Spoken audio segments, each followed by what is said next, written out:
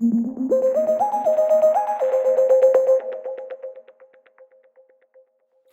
David Schloss. For the last month, I've been testing the Canon 5D Mark IV, both for still photography and for video use. In this video, we take a look at the native 4K and HD resolutions in the camera. The 5D Mark IV is the first 5D series camera to capture 4K video, and it does so with no pixel binning at a 1.7x crop. All of the 4K video you see here was straight out of camera, except for one example where we show you what it would be like to adjust the footage. All the 4K tests use the EF24-105 f4L IS2 USM lens, both stabilized and handheld, to try and test the rolling shutter. Let's take a look at the 4K footage first.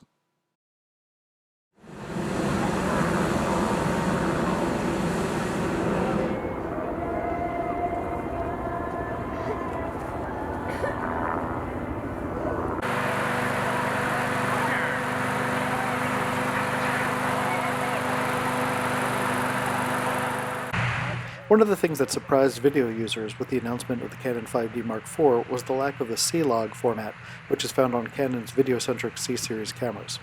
C-Log would provide a greater dynamic range in video, and I wish it had been included in the 5D Mark IV. There's a lack of tone on the 4K video that's not seen in either the stills or in the HD footage.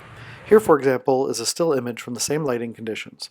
Notice the greater contrast, vibrancy, and dynamic range of the still images compared to the video footage.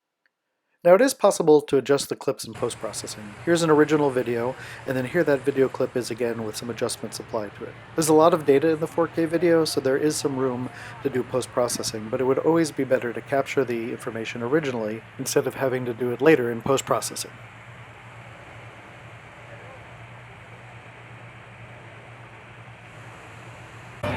There's a good amount of rolling shutter seen in the 4K video footage, although it's by far not the worst that we've seen in a camera.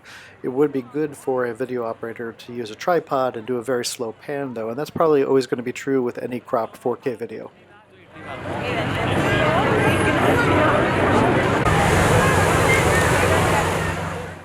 Now from this point forward, we're going to see a little bit of grain in the footage, but you have to keep in mind that when I shot this, it was almost completely dark out.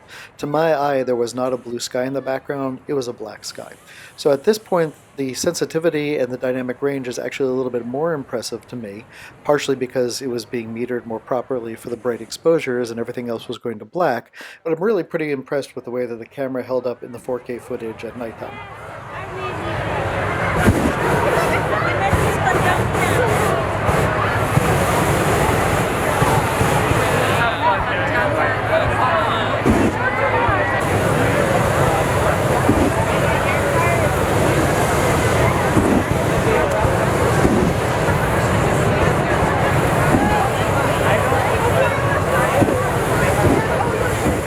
Now to cap off the 4K video, here's a little bit of fireworks that was captured at ISO 100 on a tripod at the end of the night at the Albuquerque International Balloon Festival. This has got to be my favorite footage from the entire 4K shoot because it really shows off the resolution of 4K, and well, because fireworks, right?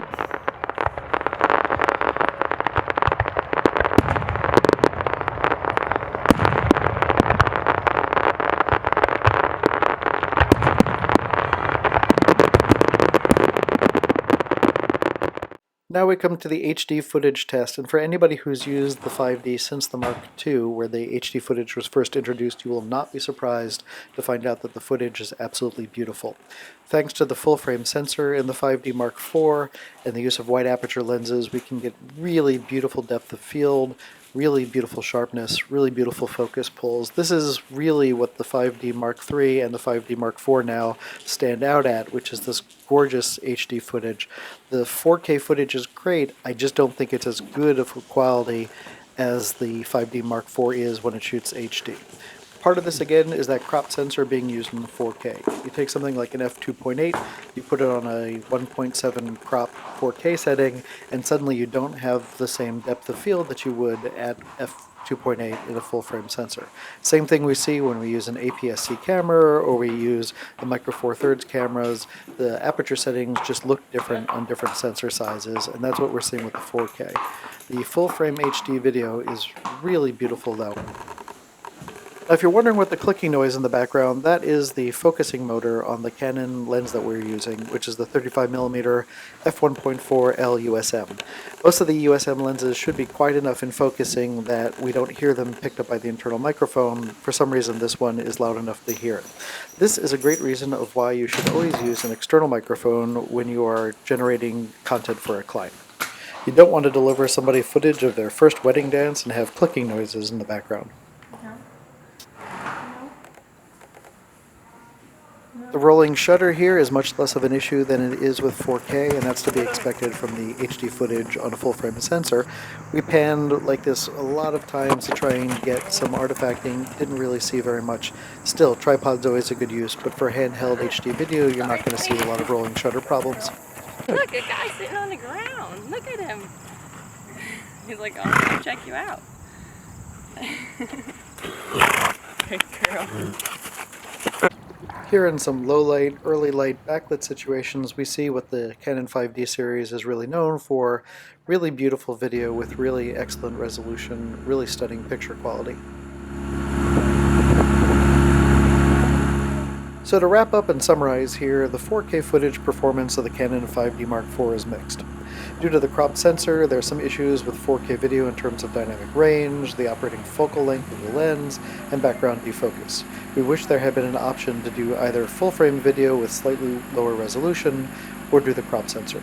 We're also disappointed that the camera lacks 4K 60p recording and a C-Log format, which would have taken full advantage of the detail from the sensor.